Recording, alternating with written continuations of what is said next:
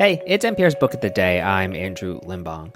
I first got introduced to Bikini Kill on the message board I used to frequent as a teenager. I was just getting into punk music that wasn't stuff on MTV, and I was asking people who were older, cooler, and wiser than me for recommendations.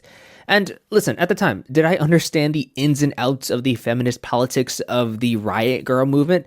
No, of course not. I just thought Kathleen Hanna's delivery on Alien Sheet was sick, and that she was clearly the main trunk supporting a long and winding branch of music. She's got a memoir out now called Rebel Girl, and in this interview with NPR's Kelly McEvers, she talks about some of the really awful stuff she's had to deal with on tour and how she's still, to this day, finding new ways to support new bands. That's after the break.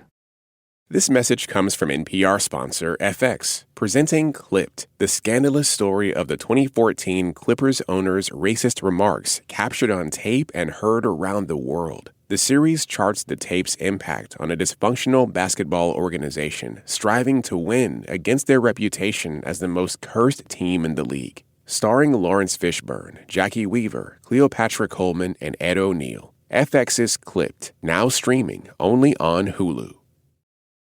Kathleen Hanna, the frontwoman of the feminist punk band Bikini Kill and electronic band Tigre, does not want you to think about all the terrible things that men did to her over the years. Those terrible things are not the reason she became a feminist icon and founder of the riot grrrl movement that started in Olympia, Washington in the early 90s. Instead, she wants you to know her whole story, a story about making art, music, and community. She tells this story in her new memoir, Rebel Girl. Here she is, reading the first 2 paragraphs of the book. Hair is growing out of my mouth. I am Rapunzel gone horribly wrong. If I don't tell this story, it will choke me. I want to tell you how I write songs and produce music, how singing makes me feel connected to a million miracles at once, how being on stage is the one place I feel the most me. But I can't untangle all of that from the background that is male violence. You go on really quickly after that to say, I don't want this to be a book of traumas, and I've left a lot of that on the cutting floor. And I'm curious, how did you decide, what to keep and what to throw out? I feel like the question typically is asked in a way of like, there's so much trauma in this book. How is it humanly possible? Right. that and not to scare people off of it, because there's also a lot of humor and a lot of joy. But it's like part of me saying that and then leaving a lot of trauma in and saying there's even more. Right. Like I left out a kidnapping, like literally. I wanted to leave like traumas with a capital T and traumas with a tiny t and traumas with no t. Mm-hmm. The ramas, as I call them. The ramas, the everyday ramas that are just like the constant kind of cumulative sexual harassment of being a feminist in a band. I mean, one of the things you talk about is when you would tour and be performing with the band, in between songs, you would talk about male violence. You'd talk about rape. You would talk about domestic violence. And then women would come up to you and tell you about their experiences. I wonder if you could talk about maybe one of these moments when that happened and how it made you feel. It happened since I was first in a band. My early band was called Viva Knievel before Bikini Kill. And that's when it first started happening. And I felt really thankful that it happened because I felt like I was getting through to people.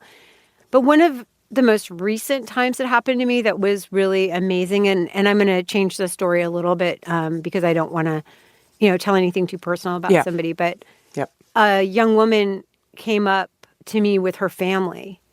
Her mom and dad were with her, and she had gone through a really horrific sexual violence experience. And the parents, she thanked me and said, your music really helped me get through. But what was really remarkable was that then her parents thanked me.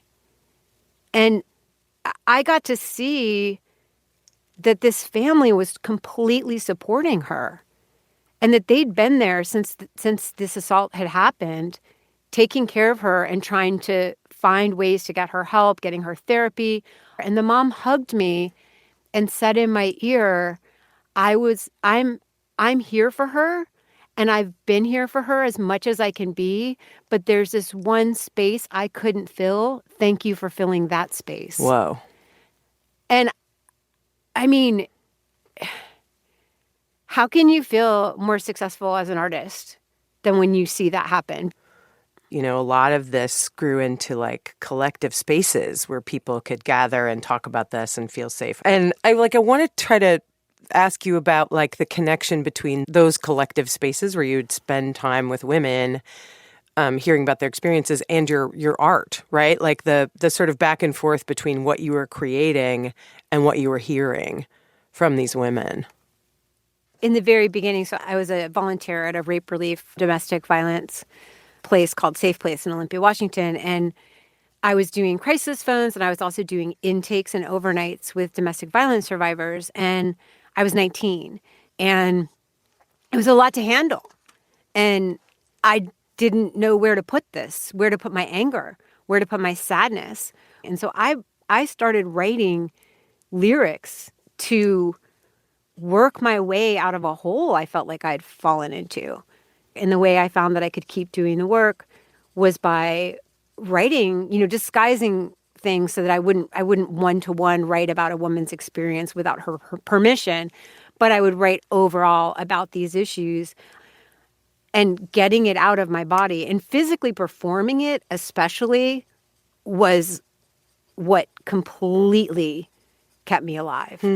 A domestic violence shelter is a closed situation. You can't give this address out. Nobody can know where it is. It can feel like a safe house, right? That's what it's meant to be. But you have to keep the doors locked. You can't be out in the yard, like all this kind of stuff. And to be able to then get on a stage and talk about it through basically a bullhorn, which is a mic, felt like, okay, I'm bringing it to the public's attention. You can't just pretend it doesn't exist. Mm-hmm. At some point in the book, you talk about how it all got to be a little bit too much, people coming forward and telling you their stories, and you kind of doing like impromptu, on the spot counseling. And you had to create some boundaries. I think you put it like, we put resources about sexual violence on the website, and I got a therapist. And I wonder what's that balance now? I came to a place in my life where I said, you know what? The music's enough. I don't need to say it 10 times in 10 different ways. I'm saying it through the music. I'm saying it through the performance. I'm giving the support through my work. You write that sometimes you feel like a feminist Barney. Like Barney the cartoon character. I just love that so much. It's like, come take a selfie with me in feminist town, Girls drill, boys drill. Right. Yeah, exactly. When people ask you now, like, how do you characterize the Riot Grrrl movement? I always think it's like, a feminist uprising within the punk scene where, a lot of us were trying to say, how far can punk expand to include feminism? And can we revitalize the punk scene in the United States, which had largely become a hardcore scene that was concerning itself with like suburban alienation rather than class warfare or anti-racist work or, important things that were really happening in society. And how can we revitalize this scene? I also want to know, like, how do you characterize it now, given its whiteness? How do you talk about that? How have you come to kind of reckon with that now? It's kind of twofold. It's like, all I can do is look at my participation in the, putting white women on the covers of my fanzine all the time and, singing lyrics that were equating oppression I experienced with oppression I didn't experience, which was really ignorant and off-putting to a lot of people. And I can look at that and be like, I'm not going to do that again. Or where have I done that again? And how can I get better? But I also look back and see, the erasure of so many women of color who shaped that scene, who shaped the Riot Grrrl scene, and who shaped feminism in general. You've worked through your own traumas. You figured out what tools you need to be an artist, to keep making art. So now what? One of the things that's happened as a result of the book that's been really interesting and unexpected is that I realized one of the traumas I really have not processed is the cumulative effect of the sexual harassment I experienced at venue after venue after venue, whether it's from audience members, promoters, sound men, crew members, what have you. And I started looking back and being like, you know what?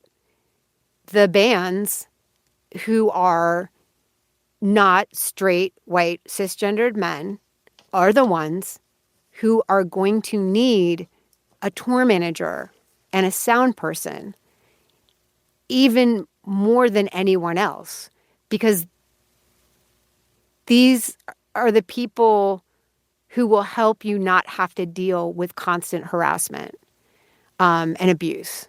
So one of the things I really am excited to do after my book tour, and then I go on tour with Bikini Kill, is to start actually to ask the opening bands, hey, what's the biggest obstacle you're facing as a musician?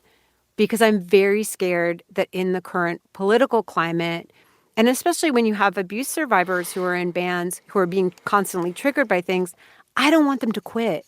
So I need their music. I need that. It's selfish. I need it. So if I need it, I have to put in the work to make some kind of support system happen. So that's sort of the research direction that I'm going, and that I'd like to be a part of somehow supporting younger bands. Awesome. Thank you so much. Good luck on the book tour. Thanks so much for talking to me. Oh, thank you. That was Kathleen Hanna. Her new memoir is Rebel Girl, and it's out now.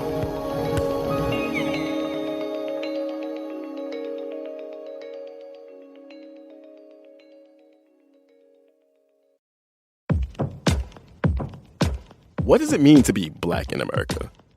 In NPR's Black Stories, Black Truths, a collection of stories as varied, nuanced, and dynamic as Black experiences, you'll hear it means everything. Search NPR Black Stories, Black Truths wherever you get your podcasts. This message comes from NPR sponsor Vuori. Jump into a new perspective on performance apparel. Vuori makes products that stand the test of time and hope to inspire others to live vibrant, healthy lives, empowering your best life in clothing that can be worn for just about any activity from running to yoga. Visit Vuori.com/NPR to receive 20% off your first purchase and enjoy free shipping on any U.S. orders over $75. Discover the versatility of Vuori clothing. This message comes from NPR sponsor Acorn TV. Stream stories from around the world, from sinister suspense to charming comedies and clever crime dramas like My Life is Murder, starring Lucy Lawless. Visit acorn.tv for a 30-day free trial with promo code NPR.